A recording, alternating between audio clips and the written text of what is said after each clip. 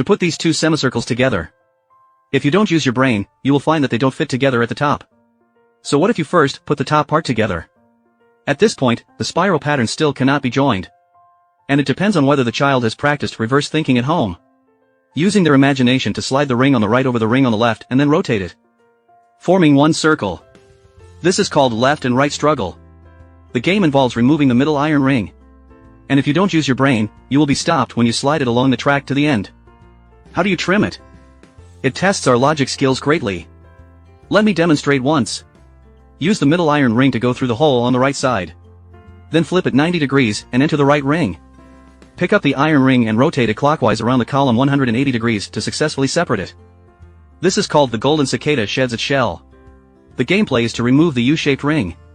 Many people, when they play with it, will keep walking along its spring track until they reach the end. You will find it stuck and unable to be removed. Can you see its way out? It puts great emphasis on our reverse thinking and observation skills. Go back to the starting point and don't take the usual path. Pass straight through the middle and then rotate the spring clockwise to reach the middle pillar. Cross over, rotate counterclockwise, and remove the U-shaped ring.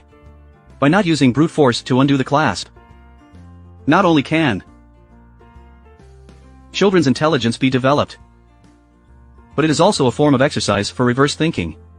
There are 24 different solutions, and each one is unique. It can cultivate children's love for using their brains and develop good habits for problem solving.